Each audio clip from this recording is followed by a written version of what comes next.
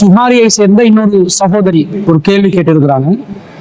என்ன கேட்கிறாங்கன்னா, வெள்ளிக்கிழமை நாளில் சூரத்துல் கஹஃப் ஓத வேண்டுமா, அதற்கு ஆதாரம் உள்ளதா என்று கேட்டிருக்கிறாங்க. இன்னொரு சகோதரர் ரியூஃப் என்பவர் கேட்டிருக்கிறார், வெள்ளிக்கிழமையில் சூரா கௌஃப் ஓத ஆதாரம் உள்ளதா என்று கேட்டிருக்கிறார். சூரத்துல் கஹஃப் என்பது திருக்குர்ஆன்ல 18வது அத்தியாயம், ஒரு முக்கியமான அத்தியாயம். பலவிதமான சிறப்புகள் அந்த அத்தியாயங்களுக்கு இருக்கின்றன. பொதுவாக குர்ஆன் அத்தியாயங்களுக்கு சிறப்புகள் என்று சொல்லப்பட்ட ஹதீசுகள்ல பெரும்பாலான ஹதீசுகள் பலவீனமான நிலையில் தான் இருக்கிறது. ஆனா சூரத்துல் கஹஃபுக்கு சிறப்புள்ளதாக சில ஹதீசுகள் வருகிறது, ஆதாரபூர்வமான ஹதீசுகள். அதுல புகாரியில 5011வது ஹதீஸாக பதிவு செய்யப்பட்ட ஹதீஸ்ல ஒரு செய்தி வருது. எப்படின்னு சொன்னா, கான ரஜுலுன் யக்ரஉ சூரத்துல் கஹ்ஃபி, ஒரு மனிதர் அவருடைய வீட்டுல சூரத்துல் கஹ்ஃபை ஓதிக்கொண்டிருந்தார், ஓதும் வழக்கம் உள்ளவர் அவர். வ இலா ஜானிபிஹி ஹிசானுன் மர்பூத்துன் பிஸதனைன், அவருடைய வீட்டுல 2 கயிறுகளால் கட்டப்பட்ட ஒரு குதிரை இருந்தது.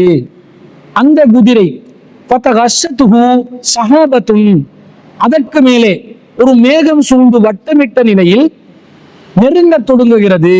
ஃபஜஅலத் ததுனு வததுனு, அந்த மேகம் என்ன செய்யுதுன்னா அப்படி வட்டமிடப்பட்ட நிலையில அந்த வீட்டிட முகட்டுக்கிட்ட அப்படியே வந்து சூழ்ந்து கொண்டு வீட்டை நெருங்க ஆரம்பிக்குது. இதை பார்த்த அந்த குதிரை என்ன செய்கிறது, அது மிரள ஆரம்பிக்கிறது.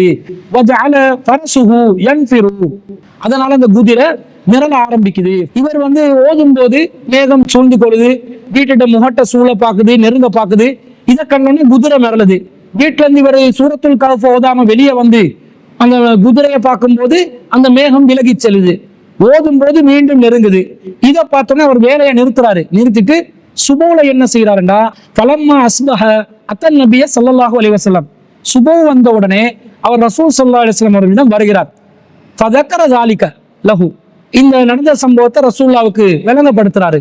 அப்ப ரசூல் ஸல்லல்லாஹு அலைஹி சொல்றாங்க, தில்க ஸகீனத்து, இது அல்லாஹ்வினால் ஏற்படுத்தப்பட்ட ஒரு அமைதி. தனஸ்ஸலத் பில் குர்ஆன், அல் குர்ஆனுக்காக இது அருளப்பட்டது என்று நபி ஸல்லல்லாஹு அலைஹி வஸல்லம் சொன்னதாக பரா இப்னு ஆசிப் ரலியல்லாஹு அன்ஹு அறிவிக்கிறாங்க.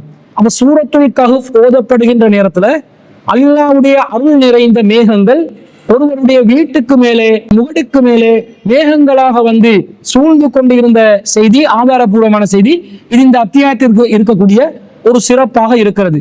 அதே போன்று நபி ஸல்லல்லாஹு அலைஹி வஸல்லம் சொன்னதாக அபூ தர்தா ரலியல்லாஹு அன்ஹு அவர்கள் அறிவிக்கிறார்கள், மன் ஹஃபில அஸ்ர ஆயாத்தின் மின் அவ்வலி சூரத்தில் கஹ்ஃபி, யார் ஒருவர் சூரத்துல் கஹ்ஃப்ல ஆரம்ப 10 வசனங்களை மரணம் செய்திருக்கிறாரோ, உஸிம மினத் தஜ்ஜால், அவர் தஜ்ஜாலின் சோதனைகளிலிருந்து பாதுகாப்பு பெற்றவராவார் என்று அபூ தர்தா ரலியல்லாஹு அன்ஹு அவர்கள் அறிவிக்கிறார்கள். இது சஹீஹ் முஸ்லிம்ல 1475வது செய்தியாக பதிவு செய்யப்பட்டிருக்கிறது. இந்த சிறப்புகள் சூரத்துல் கஹ்ஃபுக்கு இருக்குது. ஆனா வெள்ளிக்கிழமை நாளில் சூரத்துல் கஹ்ஃப் ஓத வேண்டும் என்று ஏதாவது ஒரு ஹதீஸ் இருக்குதான்னு பார்த்தா ஒரு ஹதீஸ் வருது. ஹாக்கிம்ல 3349வது செய்தியாக பதிவு செய்யப்பட்ட ஒரு ஹதீஸ்ல அண்ணன் நபி ஸல்லல்லாஹு அலைஹி வஸல்லம் கால, ரசூல் ஸல்லல்லாஹு அலைஹி வஸல்லம் சொன்னார்கள், இன்ன மன் கரஅ சூரத்துல் கஹ்ஃப் யௌமல் ஜும்அத்தி, யார் ஒருவர் சூரத்துல் கஹ்ஃபை ஜும்ஆவுடைய நாளில் ஓதுவாரோ, அலா அலஹு மினன் நூரி மா பைனல் ஜும்அத்தைன், அவருக்கு 2 ஜும்மாக்களுக்கு மத்தியிலே ஒரு ஒளி வந்து அவரை சூழ்ந்து கொள்ளும் என்று சொல்லி ஒரு பிரகாசம் அவரை நீடிக்கும் என்று நபி ஸல்லல்லாஹு அலைஹி வஸல்லம் அவர்கள் சொன்னதாக அபூ ஸஈத் அல் குத்ரி ரலியல்லாஹு அன்ஹு அவர்கள் அறிவிக்கக்கூடிய ஒரு செய்தி வருகிறது.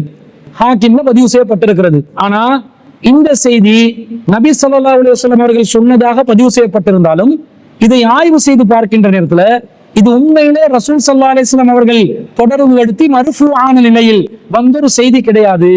இது அபூ ஸஈத் அல் குத்ரி ரலியல்லாஹு அன்ஹு அவர்களுடைய தனிப்பட்ட கருத்தாக, ஒரு நபி தோழருடைய தனிப்பட்ட கூற்றாக வரக்கூடிய ஒரு செய்தியாக இருப்பதனால இது மர்ஃபூஆன நிலையில் நபிகளாரை தொடர்பு படுத்தி வரக்கூடிய, நபிகளாரை நேரடியாக சம்பந்தப்படுத்தி வரக்கூடிய ஒரு செய்தியாக இல்லாததனால இந்த செய்தி பலவீனமான செய்தியாக இருக்கிறது.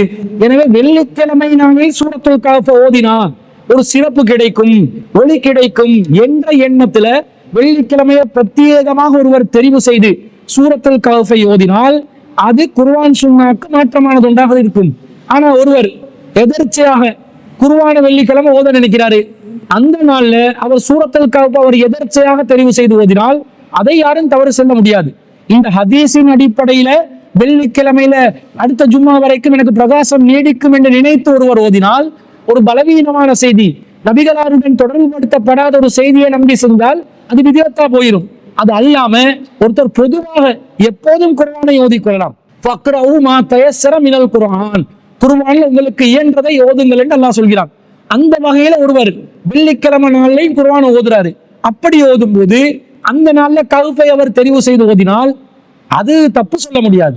அவர் கஹ்ஃபை ஓதலாம், சூரா யாசினை ஓதலாம், சூரா வாக்கியாவை ஓதலாம், ரஹ்மானை ஓதலாம், முல்கை ஓதலாம், பக்கராவை ஓதலாம். எந்த குர்ஆன் அத்தியாயத்தையும் அவர் விரும்பி ஓதுற அடிப்படையில் ஓதினால் அது தவறு என்று யாராலும் சொல்ல முடியாது. ஆனா ஒவ்வொரு வெள்ளிக்கிழமையும் கஹ்ஃப் மாத்திரம் தெரிவு செய்து ஓதினால் அது ஒரு பிதஅத்தான ஒரு நிலைக்கு சென்று விடும் என்பதையும் நாங்கள் விளங்கிக் கொள்ள வேண்டும். சூரத்துல் கஹ்ஃப் என்பது ஒரு சிறப்பு நிறைந்த அத்தியாயமாக இருந்தாலும் வெள்ளிக்கிழமையில பிரத்யேகமாக அது ஓதினால் ஒளி பிரகாசம் நீடிக்கும் என்று வரக்கூடிய செய்தி பலவீனமான செய்தி என்ற அடிப்படையில அதை தனியாக பிரத்யேகமாக வெள்ளிக்கிழமையில மட்டும் தெரிவு செய்து ஓதுவது நபி வழிக்கு மாற்றமாக இருப்பது என்பதை அந்த சகோதரியின் கேள்விக்கான பதிலாக நாங்கள் பதிவு செய்து கொள்கிறோம்.